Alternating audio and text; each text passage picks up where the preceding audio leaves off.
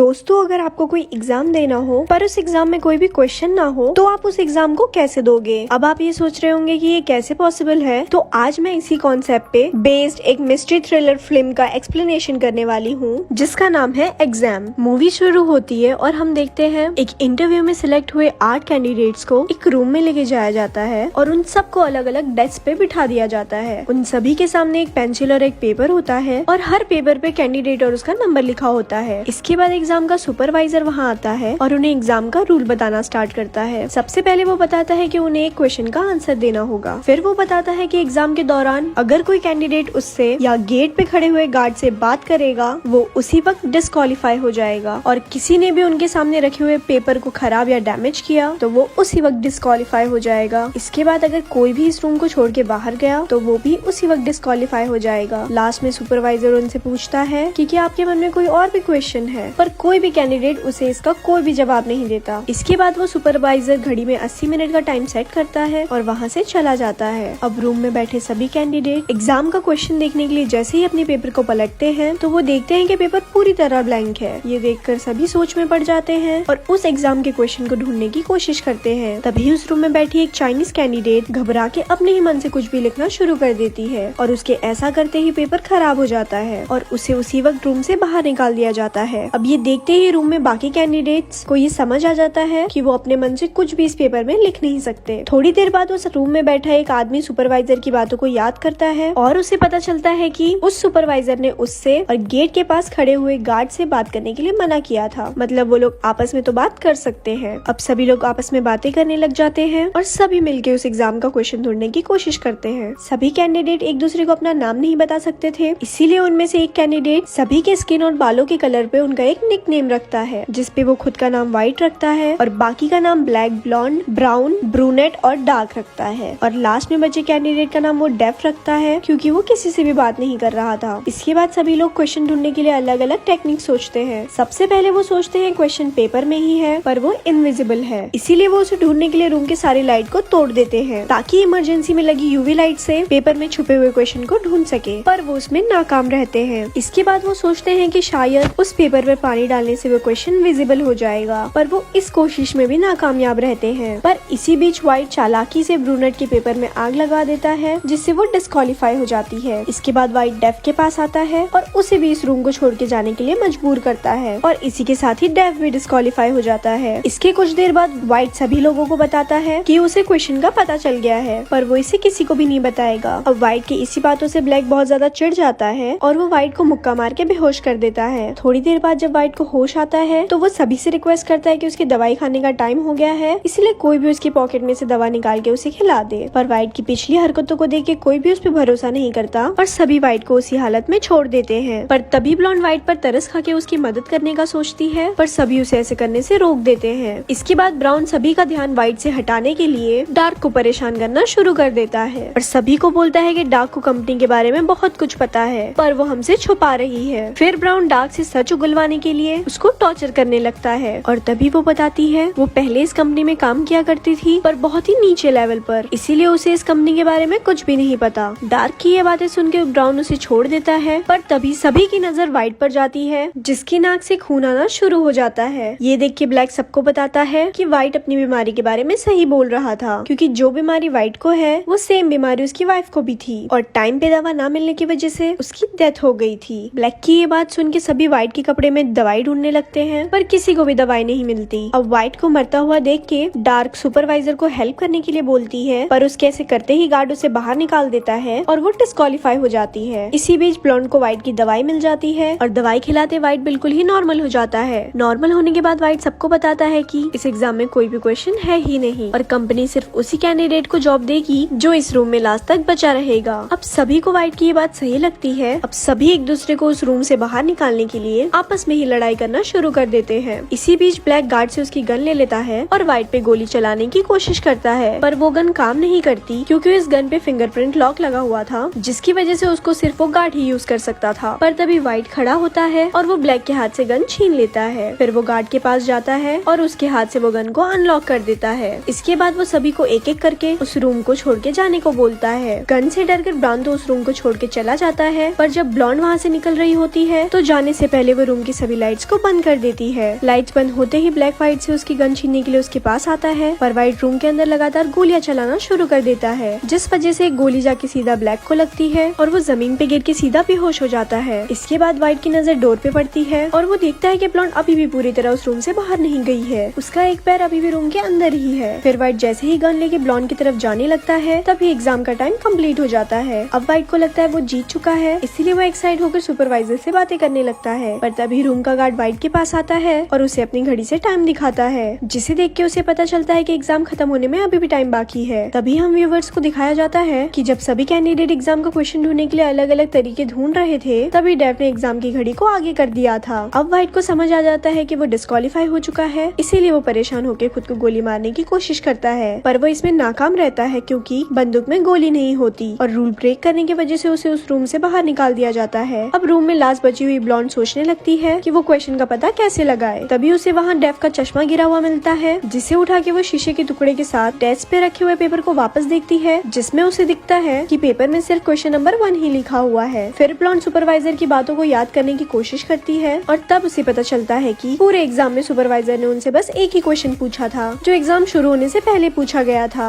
कि आपके मन में कोई भी क्वेश्चन है, जिसका जवाब फिल्म की शुरुआत में किसी ने भी नहीं दिया था। तभी वो सुपरवाइजर ब्लॉन्ड के सामने आता है और उससे आंसर पूछता है, जिसका जवाब ब्लॉन्ड नो देती है। अब उसका ये आंसर सुन के सुपरवाइजर खुश हो जाता है और उसे डेव से मिलवाता है। वो बताता है कि डेव इस कंपनी का CEO है और एक बहुत बड़ा साइंटिस्ट भी है, जिसने दुनिया को बचाने के लिए एक एंटीवायरस डेवलप किया था। वो बताता है कि डेव को एक ऐसा कैंडिडेट चाहिए था जो टाइम आने पे टफ डिसीजन ले सके, पर ब्लॉन्ड उन्हें इस कंपनी में काम करने से मना कर देती है और बोलती है मैं ऐसी जगह पे काम नहीं कर सकती जहाँ पहुँचने के लिए मुझे लोगों की जान लेनी पड़े। पर वो तभी देखती है कि ब्लैक जिसे गोली लगी थी वो वापस से उठ जाता है, क्योंकि उसे लगने वाली गोली नकली थी। अब ब्लॉन्ड को ये देख के बहुत अच्छा लगता है, क्योंकि उस एग्जाम का मकसद यही था कि कौन इस कंपनी में समझदारी से काम कर सकता है, और ब्लॉन्ड ने उस एग्जाम को पास कर लिया था और वो इस कंपनी में भी काम करने के लिए तैयार हो जाती है। और इसी तरह से ये फिल्म यहाँ खत्म हो जाती है। ऐसी और स्टोरीज जानने के लिए हमारे पेज को लाइक करें। धन्यवाद।